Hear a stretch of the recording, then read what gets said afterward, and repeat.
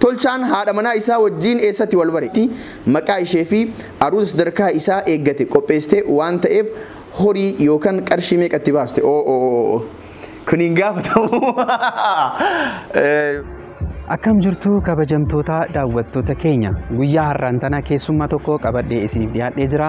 Tolchaa Huseen Maddaa hundeessaa Anolee Global Media Network qabadhee isiniif dhiyaadhee jira. Viidiyoo kana keessatti gaafilee jajjabduu qopheessee fi dhiyeessee jira. Innis bifa viidiyootiin waraabee waan na ergeef baay'ee galatoom jechuun barbaada.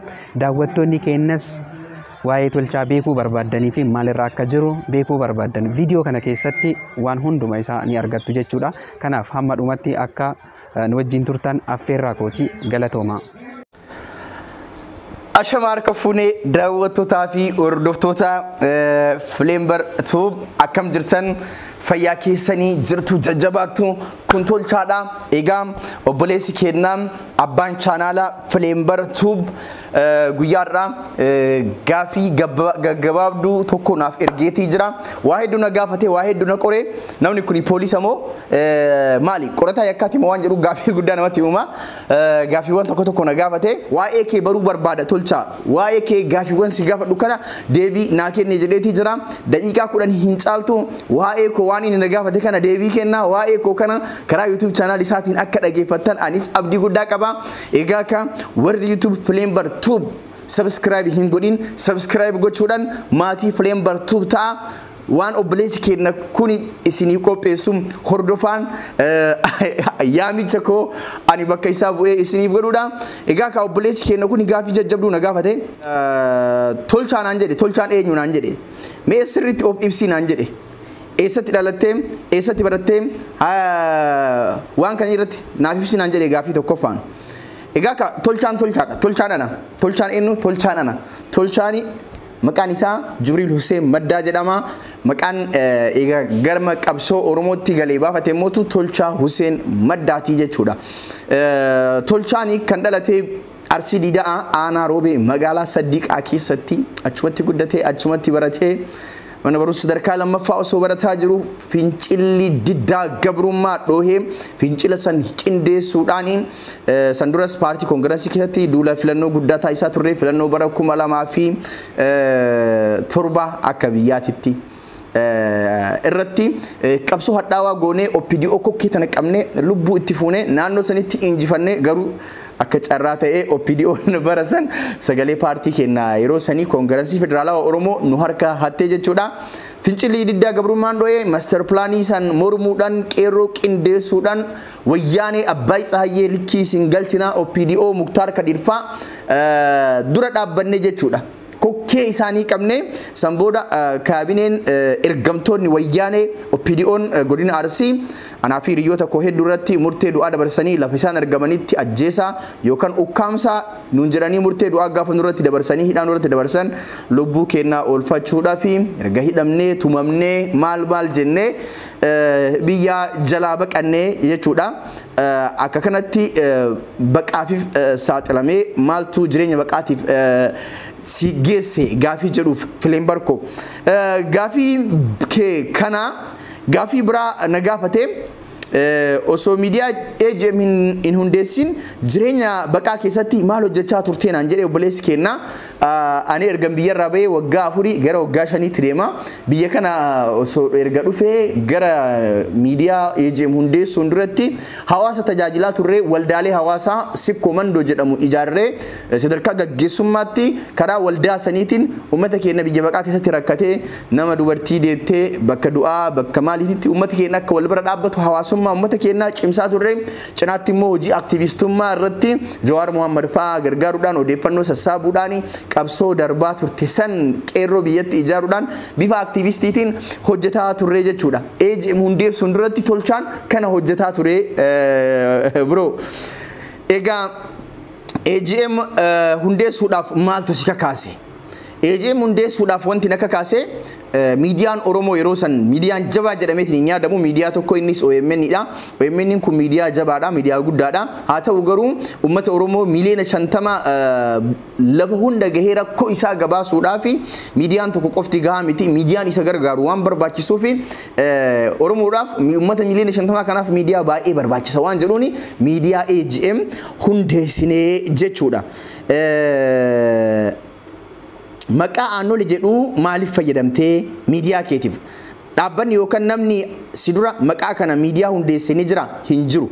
Maqaa kana kan fayyadameef akkuma agartuu egaa sirni amma leellifamaa jiru sirna Minilikii ilaalchi deemaa jiru ilaalcha Itoophiyummaati. Itoophiyummaa duraanii san deebisanii ijaaruudhaaf seenaa qabsaa'ota Aanolee kana fa'aa laaffisuu barbaachisaa jechuudha. Keessumaayyuu namni itti jabaa jetteetiin abdiirra kaattu gaafa Amaara bira ga'u gaafa mataa qaqqabatu kana eenyummaa ofii eenyummaa seenaa Aanolee fa'aa calaqqoo fa'aa awwaaluu gaafa barbaadu sitti dhagahama. Kanaaf maqaan kuni naftanyaa maqaa kana gaafa dhagahu baay'ee rifata.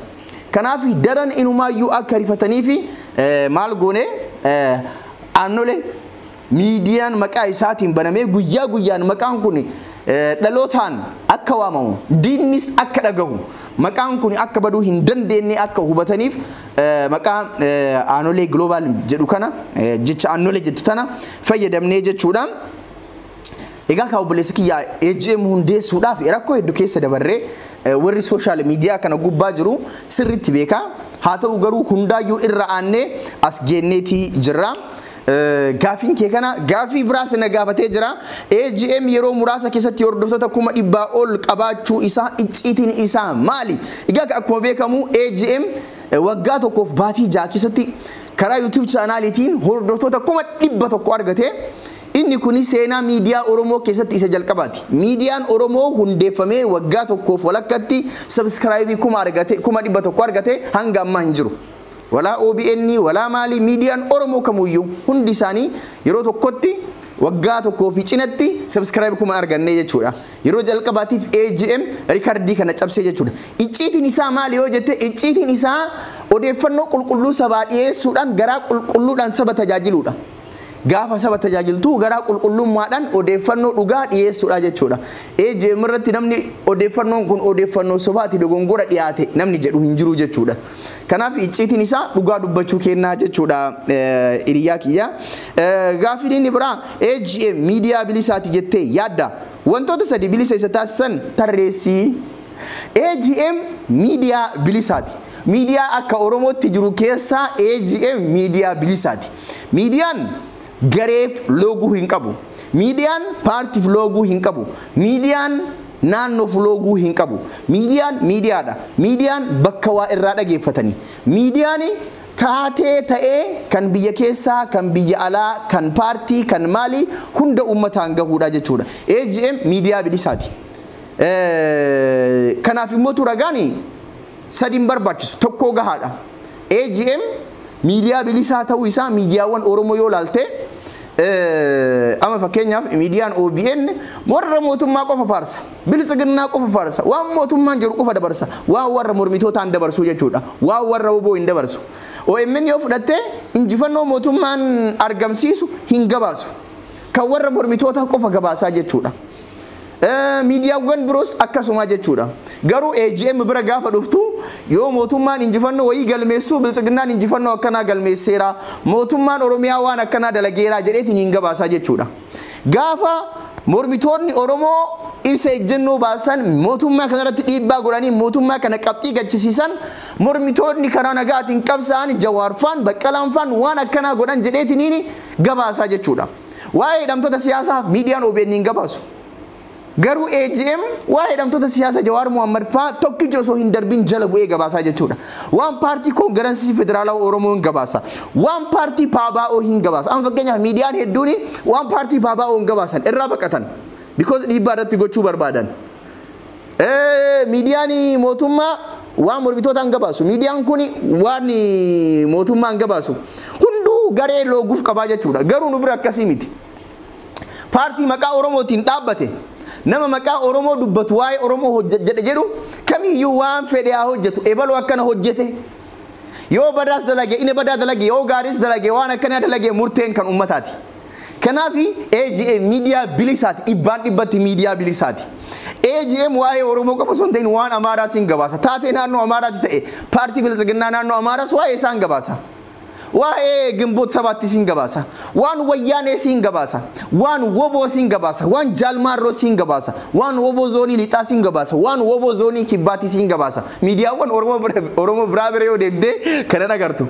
AGM gara jala waan dhuftu waan Abiyyiin agarta, waan Jawaarin agarta, waan Daawud Ibsaan agarta, waan Baqqalaan agarta, waan Maraaraa Guddinaan agarta, waan Jaalmaarroon agarta, waan Abiyyi Ahmadiin agarta, waan Wayyaaniin agarta, waan Kamaal Galchuun agarta, waan hundaan agarta. Waa'ee artistoota Oromoo hin agartaa jechuudha. Tokkichaafuu hin loognu. Kaan gadi qabnee kaan olii hin qabnu. Waa'ee hundaatu hin gabaafna. Miidiyaa jechuun akkana. Fedhi keenya guddaan ummati waan ta'aa jiru hunda hubatee ka keessaa sirrii jira jedhe akka hordofu akka deeggaruudha. Bilisa ta'uu keenya ragaan kanaa olii hin jiru. Kaafii itti aansitee fi daqiiqa nurraa deemaa jira. Ciminaa fi dadhabina kee hojii ammaa hojjechaa jirtu keessatti osoo miidiyaa guddaa tokko irratti hojiif dorgomtee gaafatamte sadi nuuf ibsi lamaaniifuu jette gaafiin kun gaafii baay'eedha yeroo hin qabnu cimina kiyyaa akkana jedhee dubbachuun natti ulfaata. Cimini kiyya jedhee wanti ayyaadu waan hin godha jedheetiin itti amane tokko gochuu irraa duubatti hin deebi'u. Kaayyoo itti amanerraa wanni tokko duubatti hin deebisu. Wanti tokko sirriidha jedhee gaafa itti amane osoo namni hundi waan sanii hubachuu baatellee waan tokko sirriidha jedhee karaa itti amane deema. Namni gir jedhee garaa tokko deemeedhaaf gara saniin deemu. Wanti suni Oromoodhaaf hin fayyada. Akka sabaatitti saba kanan fayyada akka paartiitti akka nama dhuunfaatti osoo hin ta'in bu'aa waan kanarraa argamu uummata Oromoo miliyoona 50 fayyada waan jedhu tilmaama. Miidhaan dhufu hoo waan jedhu tilmaama. Cimini kiyyaa isa kana irratti waan saba fayyadu irratti cichee waan garee fayyadu osoo hin ta'in waan saba fayyadu jedhu irratti hin cichaa kaayyoo sabaati irratti hin cichaa inni kuni jabina kiyyaa daafina kiyya mootu isin hordoftoonni kee haa murteessanii waan afur tolchaan hin jijjiirre yookaan hin fakkeessine. Wantoota afran kana tokkoffaa Oromummaa, lammaffaa amantaa koo, sadaffaa arsooma, afraffaan eenyummaa koo ka dhuunfaa ka tolchaa waan tokkoon illee hin jijjiiru. Gaafiin tun gaafii jajjabduudha. Deebiin isillee isii tanaa jechuudha. Gaafii 12ffaa osoo kantiibaa magaalaa Finfinnee taatee wantoota jajjaboo sadi hojjettu tun gaafii cimtuudha. Tokkoffaa Finfinneeni ummata Oromoo buqqisoo osoo hin taane ummata Oromoo buqqa'ee deebistee akka dhaabdu si taasisa. Oromoo buqqisoo osoo hin taane Oromoo buqqa'ee baqatisan bakkatti isaan deebisee qubsiisa. Tokko. Lammaffaa Finfinneen handhuura Oromiyaati hafuura Oromoo akka urgooytu isii godhaa jechuudha. Sadaffaa akka kantiibaa magaalaatitti dachiisan irratti Oromoon dhufee yoo qubsuma barbaade abbaa lafaa abbaa biyyaa waan ta'eef dursa Oromoo qubsiisa. Afaan hojii magaalatti afaan hojii afaan Oromoo godha. Magaala Oromoo waan taateef. Kuni waan osoo ta'e godhu hawwii aangoo hin qabu. Gaafii keetiif osoo waan jetteef si deebise malee aangoo tasumallee yaadu hojii ko journalistummaan akkasumas gaazexeessummaa kanaan itti fufuu barbaada. Isa kana gaafii itti aanu tolchaan osoo AGM hundeessuu baate yookaan gaazexeessaa ta'uu baate maal irra jira laata? Osoo gaazexeessaa ta'uu baadhe osoo AGM hundeessuu baadhe dhibbatti isitti himaa wanni aan ta'u barreessaadha. Kitaabota seenaa barreessuu asoosamoota barreessuudhaan dhaloota kana jijjiiru inni kaayyoo koo ture garuu mootu yerumaani AGM hundeessuun waan nutti dhufeef karaa kanaan irra saba tajaajiluun danda'ama waan jedhuuni gara kana seene silaa barreessaa ta'a ture tolchaan barreessaa kitaaba seenaa kitaaba asoosamoota afaan oromoo isa kana ta'a tureyyuu garuu akka carraa ta'ee kana ta'e osoo kana ta'uu baadhee san ta'a abdii jedhu qaba saanii rabbi beeka sila waan ta'u gaafiin keenya gara dhumaatti deemeetii jira. Tolchaan haadha manaa isaa wajjin eessatti wal bare isheen oromiyaa keessatti dhalatu isaatti maqaa ishee fi aruus sadarkaa isaa eeggate qopheessite waan ta'eef horii yookaan qarshii meeqatti baaste kuniin gaafatamu gaafii kana biraa darbu biyya baqaa keessatti wal barree haadha manaatiyyaan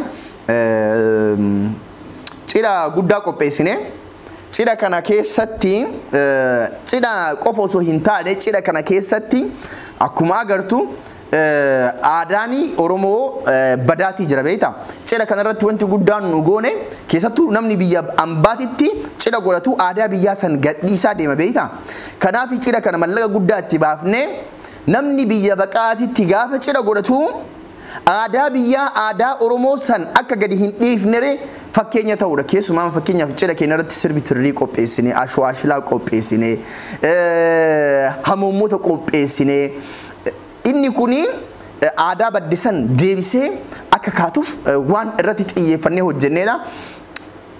Ciini koo birrii guddaa baase gara Itoophiyaatti yoo jijjiiramu gara qarshii 300,000 caala narraa fudhate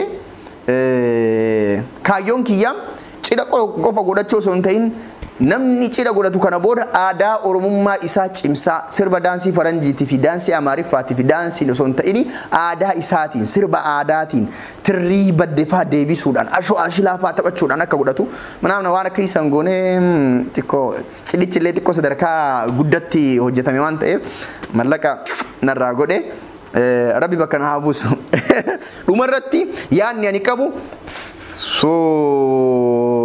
hordoftoonni kee warri tolchaas jaalattani YouTube channel Flembar Tube jedhu kana subscribe godhaa jajjabeessaa yaada keessan kennaa fi share godhaa nama kana guddisaa jajjabeessaa hiriyaa koo hojii gaarii hojjetaa jirta jajjabaadhu guddaa galatoomii gaafiidhaan baay'ee dhukkeen irraa kaaftee biyyi keessa jirru biyya baqaatii na dayfisiifte guyyaa tokko anillee sirraa baasu ta'a.